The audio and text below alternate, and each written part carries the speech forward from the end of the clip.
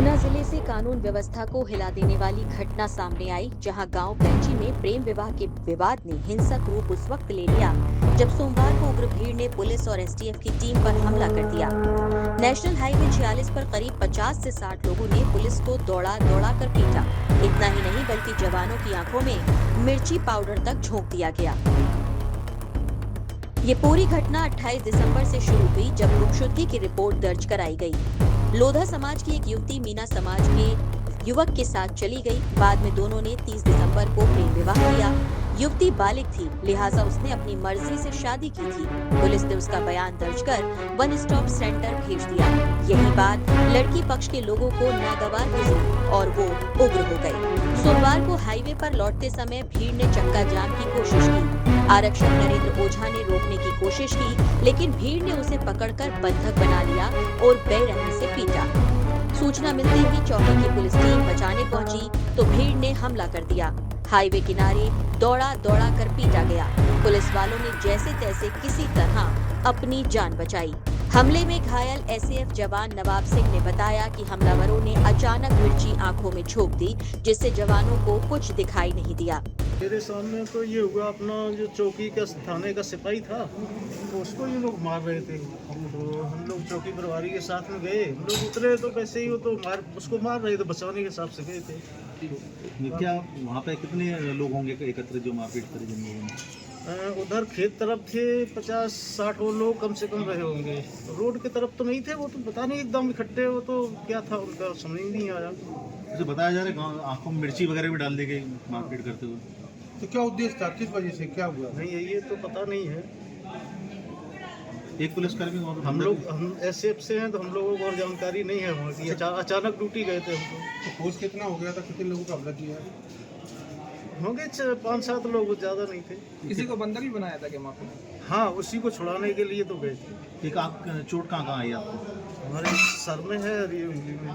किस चीज़ से मारा है? ये लाठी डंडों से। कितने लोग थे करीब? वो लोग तो गांव है उनका, तो वो तो बहुत सारे लोग थे वहाँ। कौन सा गाँव था? पहुँची।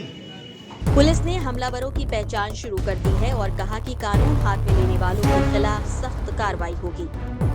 30 तारीख को एक बालिग लड़की थी लोधा समाज की, उसकी मिसिंग पर्सन रिपोर्ट चाचरवा थाने में दर्ज हुई थी।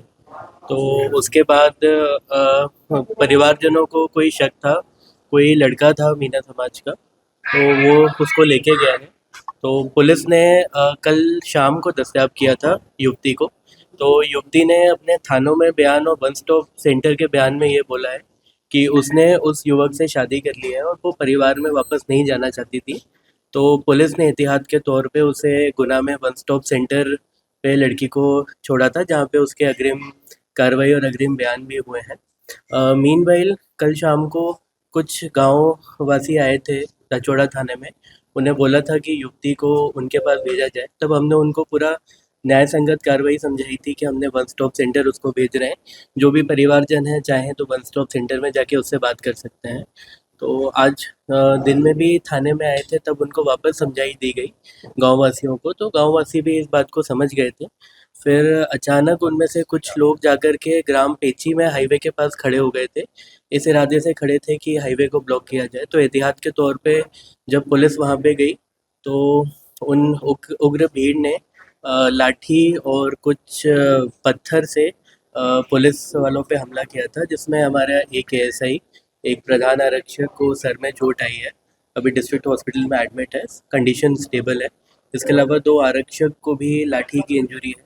और इस मीनवाइल मैंने काफ़ी फोर्स मोबिलाइज किया है वहाँ पे, तो जो भी दोषी हैं हम लोग उनको गिरफ्तार करने की कार्रवाई कर रहे हैं और उचित धाराएं, हत्या के प्रयास और अन्य बलवंत शासकीय कार्य में बाधा, इन सब धाराओं में प्रकरण भी दर्ज किया जा रहा है। जो घायल है उनके नाम क्या बनाया था?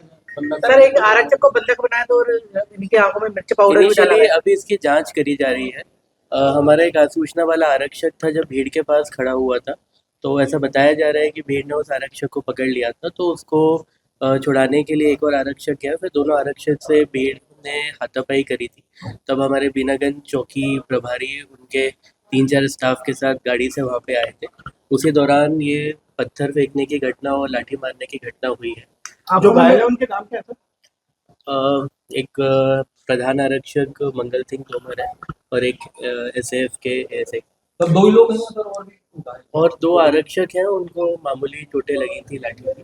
सर तो चाचौड़ा वो भी थाना arrest नहीं। संवेदनशील क्यों हो रहा है सर? पिछले कई रिकॉर्ड देखे तो इस तरह की वातावरण हाँ जी, पहले भी कुछ घटना यहाँ पे हुई थी, लेकिन पुलिस हर घटना पे काफ़ी मुस्तैदी के साथ तैनात रहते हैं और वहाँ से कोई भी इशू फ्लेयर अप नहीं होने देते। पिछले बीते टाइम भी कुछ इश्यूज वहाँ पे हुए थे, तो पुलिस ने बहुत अच्छे से हैंडल कर लिया था।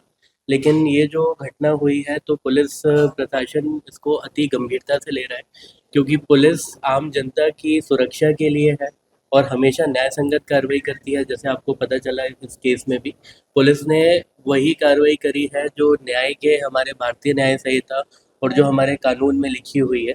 तो इस दौरान कुछ शरारती तत्वों ने ये हरकत करी है, तो उनको भी बिल्कुल उचित धाराओं में केस दर्ज करके कड़ी कार्रवाई अभी करें। तक कोई गिरफ्तारी हुई है क्या सर? अभी तक कोई गिरफ्तारी हुई है क्या सर?